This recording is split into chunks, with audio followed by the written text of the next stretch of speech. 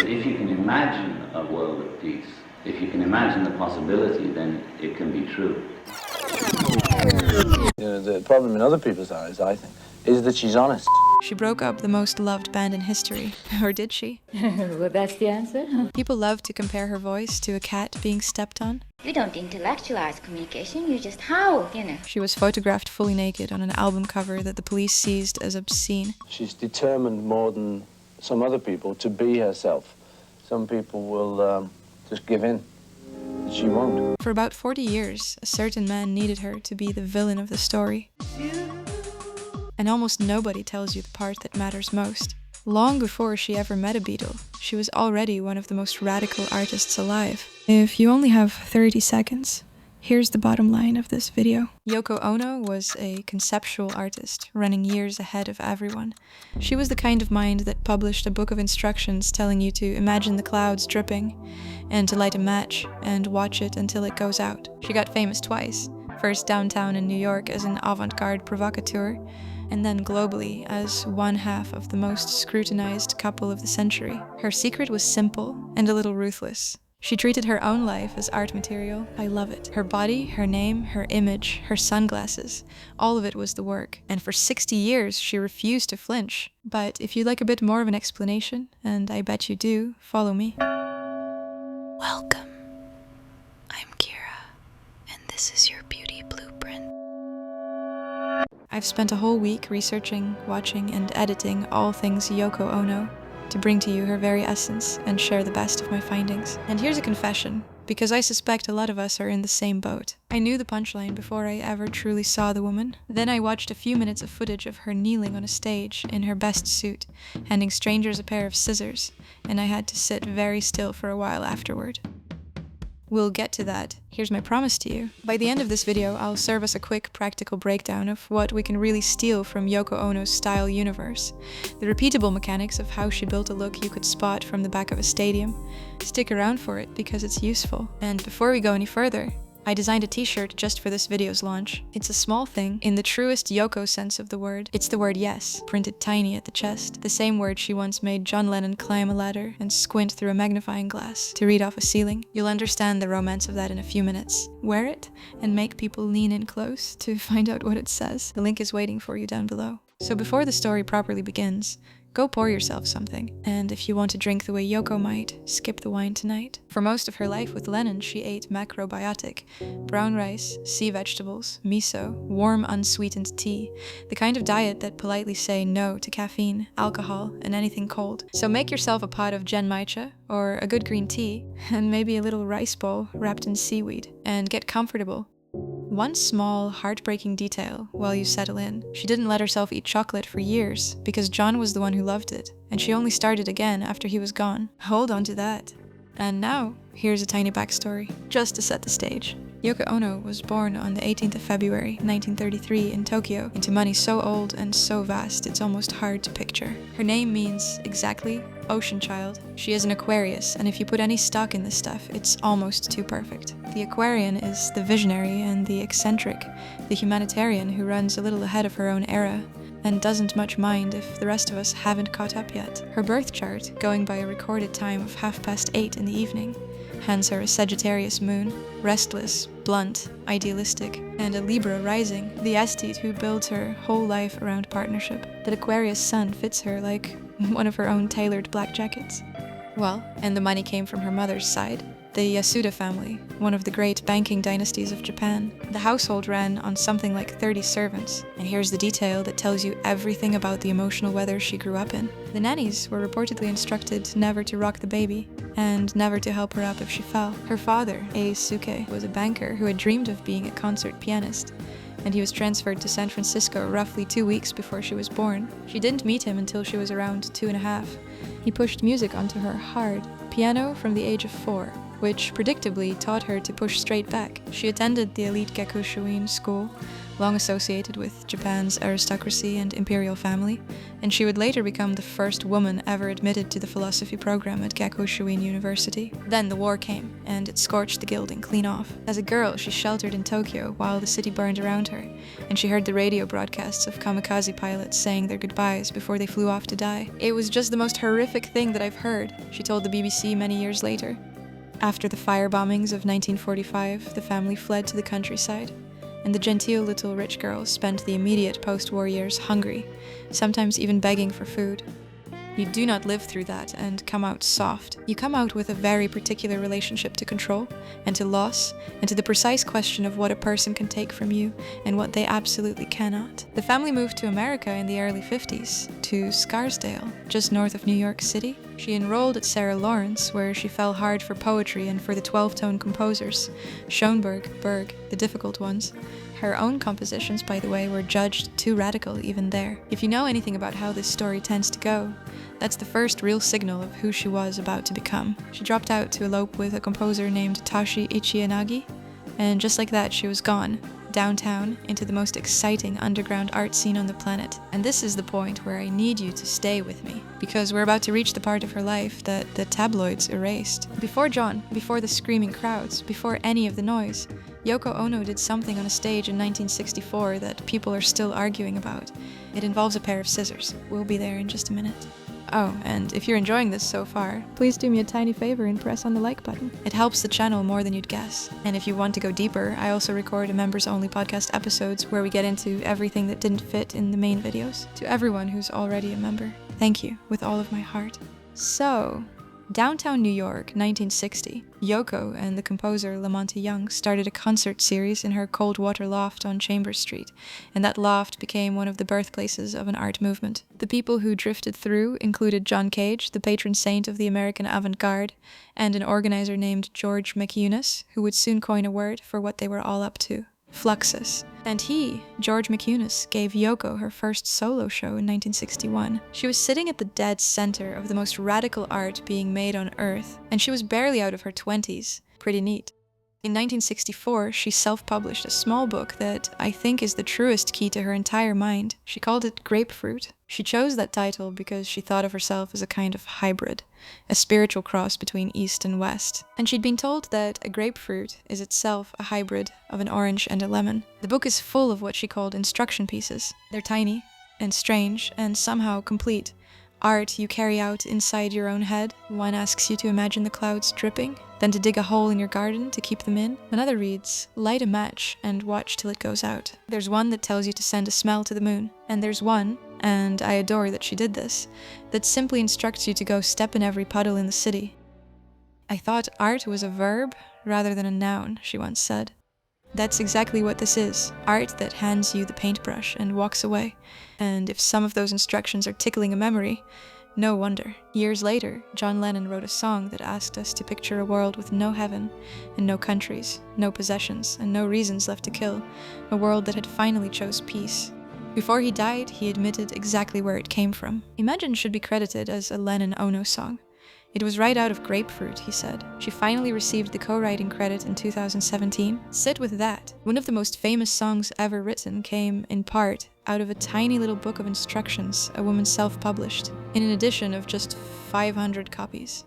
Now, the scissors. On the 20th of July 1964, in Kyoto, Yoko Ono walked onto a stage in her best suit, knelt down in the formal Japanese seiza position, set a pair of scissors on the floor in front of her, and invited the audience to come up, one at a time, and cut a piece of her clothing away to keep. She called it cut piece. The instructions told the performer to stay completely still, and to let the whole thing end whenever she chose, and then she simply let it happen. She performed it again in Tokyo, then at Carnegie Recital Hall in New York in 1965, where the Maysles brothers filmed it, then in London, and finally in Paris in 2003. Watch the footage, and your whole body tightens. She's holding perfectly still while strangers walk up to her with blades, and each one decides, privately, how much to take. Some are gentle, some are really not. At one early performance, a man reportedly raised the scissors over her head, as if he might drive them down into her. At Carnegie, a man cut clean through the straps of her bra, and you watch her hands move, just slightly, to hold her clothing against her body, and here's how she came to understand it. At first, Yoko didn't frame it as feminism at all. She framed it as a Buddhist act of giving. She'd been thinking of the old story of the Buddha offering up his own body to a starving tiger.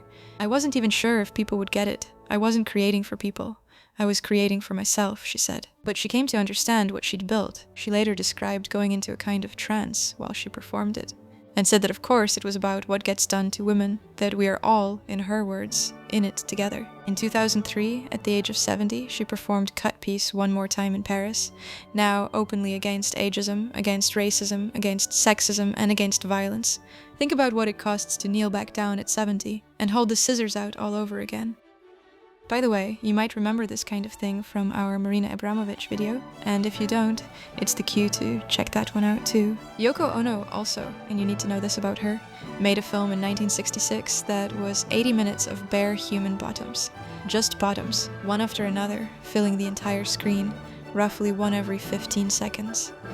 Wish I could show it to you. She framed it, with a straight face, as a petition for peace.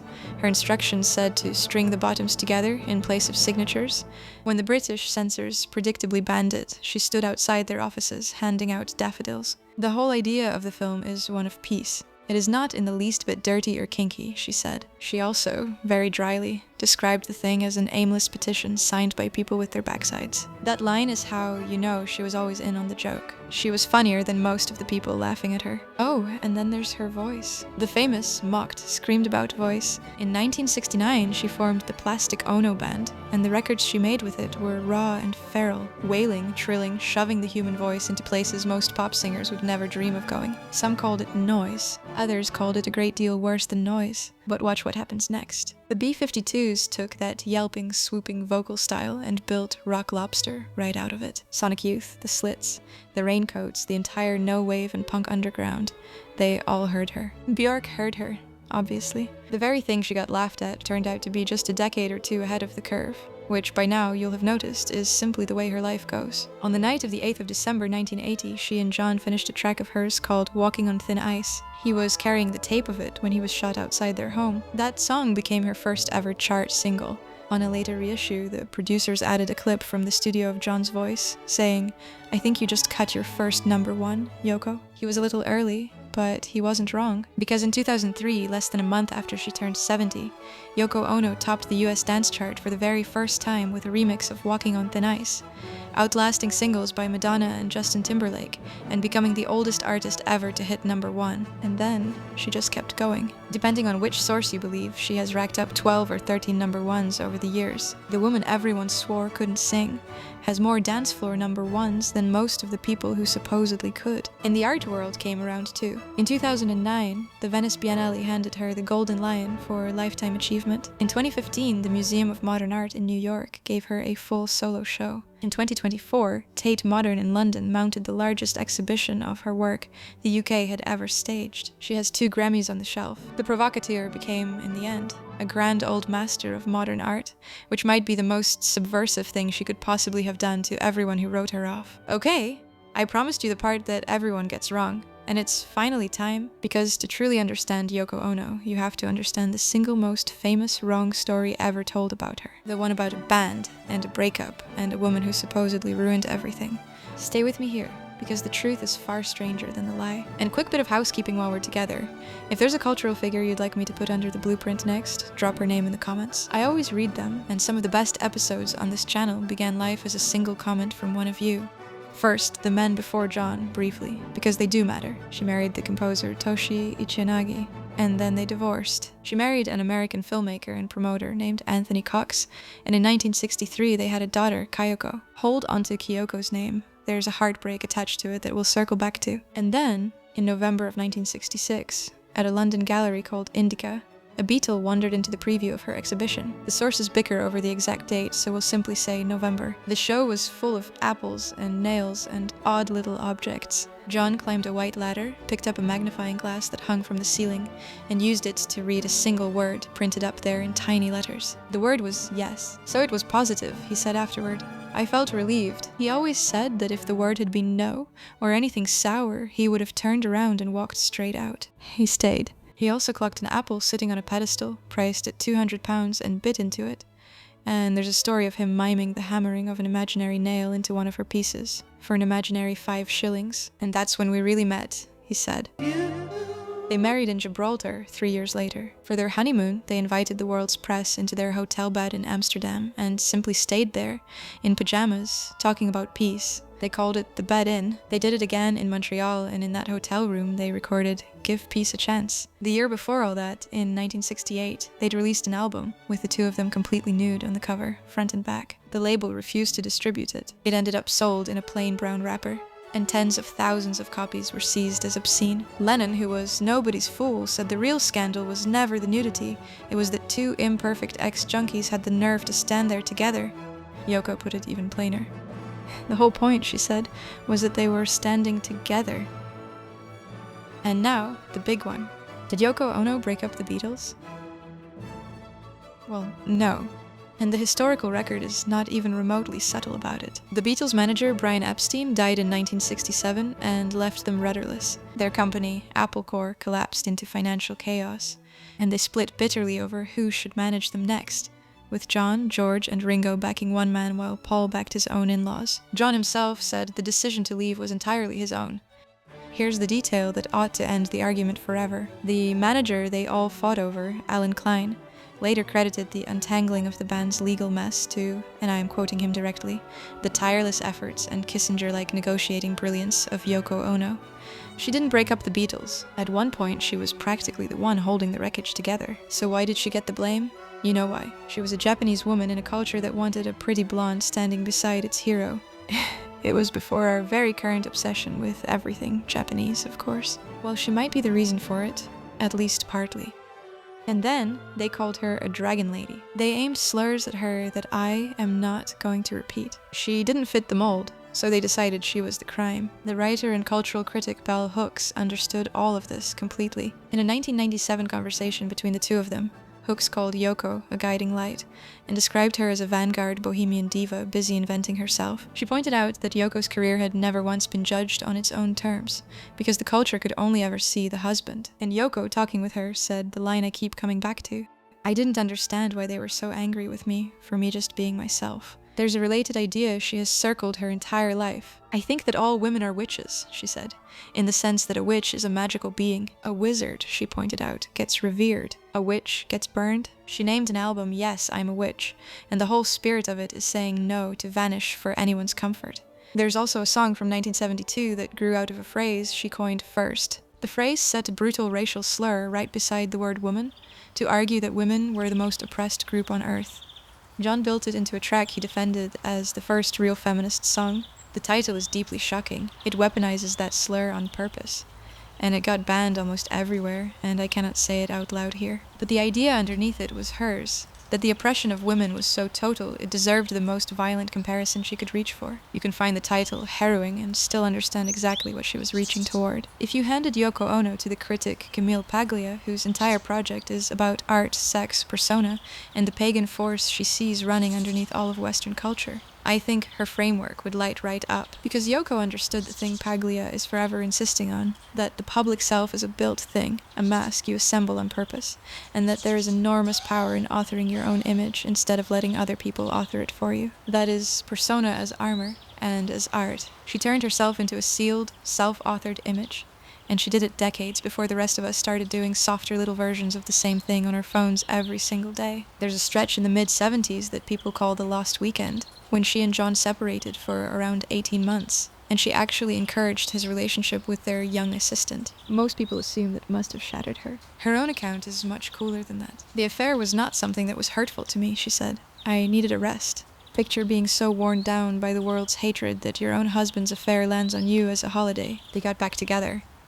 We got back together because we love each other, John said. Their son, Sean, was born in 1975, on John's own birthday, the 9th of October. And then, on the 8th of December 1980, a man who had asked John for an autograph only hours earlier shot him outside their home at the Dakota. What she did next is, to me, one of the great acts of pure artistic nerve in modern history. For her 1981 album, Season of Glass, she photographed John's glasses, the actual glasses he had been wearing, with his blood still on the lenses, sitting on a windowsill beside a half-full glass of water, with Central Park behind them. The record company begged her to change it. She refused. "This is what John is now," she said. She wanted the whole world to look at the blood and understand that he had been killed. Decades later, she was still using that same image, those same glasses, in campaigns for gun control. She took the single most private object of her life, and she made it speak.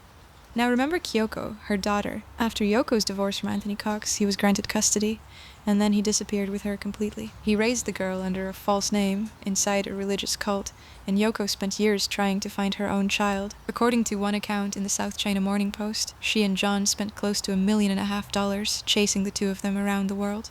A 1971 attempt to take Kyoko back ended with Yoko and John under arrest. Kyoko finally came back into her mother's life in 1994, after she had become a mother herself. A friend told one of Yoko's biographers that when Kyoko came back, Yoko was the most whole she had been since the day John was killed. A whole lifetime of being painted as the cold one. And the actual through line of her life is loss, and searching, and the long ache of wanting people back. Alright, let's talk about the visuals, because you came here for the blueprint, and Yoko Ono's is one of the cleanest, most teachable looks of the entire last century. Picture her, and you picture the same handful of elements, arranged the same handful of ways, for 60 straight years. Long black hair, parted hard down the middle, black or white, and almost never anything in between. A man's blazer, a hat, and the sunglasses. Big, dark, and pretty permanent. In the 60s and 70s, she did the miniskirts and the knee-high boots and the hot pants, because it was the 60s and the 70s. She married John in a white crepe mini dress, knee socks and tennis shoes, which is, to this day, the single most charming wedding outfit I can think of. But the spine of her whole style was always menswear. "I was always like this," she told the gentlewoman. "When John and I were going around together, I think I was the first one who wore pants and men's jackets." And she traces it all the way back to school, where she'd show up out of uniform and the teachers would demand to know why. "I was rebellious from the beginning," she said. The hats are not an accident, and the reason behind them is one of the most tender things she has ever said. "Two things I love are eyeglasses and hats. Two very strange things," she explained. She talked about feeling instantly comfortable the moment a hat goes on her head. And then she said this. She'd recently watched footage of herself at 3 years old, visiting her father in San Francisco, wearing a hat, and she remembered her mother teaching her that you must always make sure your hat and your shoes go together. A 3-year-old being taught that an outfit has to rhyme. Philosophy of dressing, handed down before she could even read. And the sunglasses, a shield-shaped pair by Porsche Design, are doing real work. They are armor. They keep her unreadable. When the whole world is staring at you and half of it openly hates you, a pair of dark glasses becomes a place to hide in plain sight, and a way to keep your own face your own. And here is how she actually thinks about getting dressed, which I find weirdly freeing. "I don't have a particular designer," she said. "I just pick things that I like. I think pants from so-and-so and a jacket from so-and-so looks better than a whole suit." She dresses a la carte. She even keeps a little mystery about her own wardrobe. She once told Vogue that she'd bought her wedding outfit from a French designer who was famous for a little while in the 60s, and then simply vanished. And she left it right there, which is so completely her. So, practically speaking, what do we actually take from all of this? I've got 4 things for you, and they cost nothing. 1. Build yourself a uniform. Yoko chose a tight little vocabulary.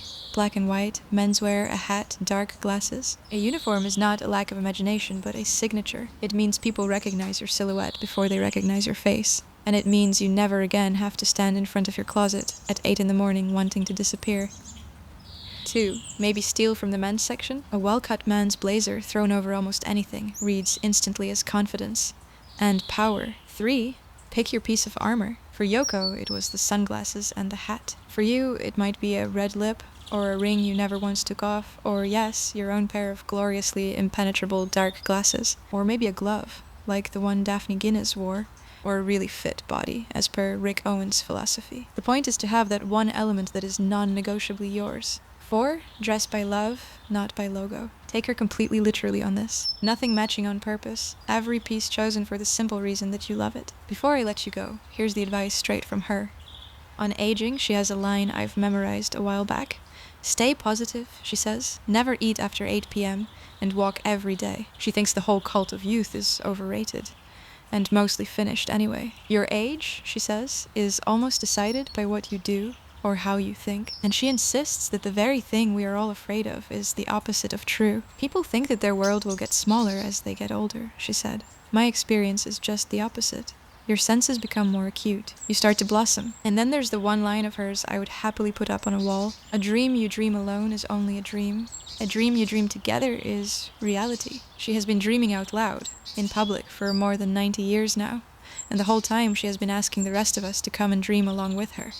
Here's what I keep landing on. They spent decades trying to make Yoko Ono small. A punchline, a footnote, the woman who happened to stand in the wrong place next to the right man. And she just kept making things, and kept saying yes, and kept being stubbornly herself, until the world finally got tired and looked at the actual work. The art was the answer, the entire time. It was written up on that ceiling, waiting. From the very beginning, you just had to climb the ladder. I've queued up the next chapter for you here. I'll see you soon. Love, Kira. Now go create your own blueprint.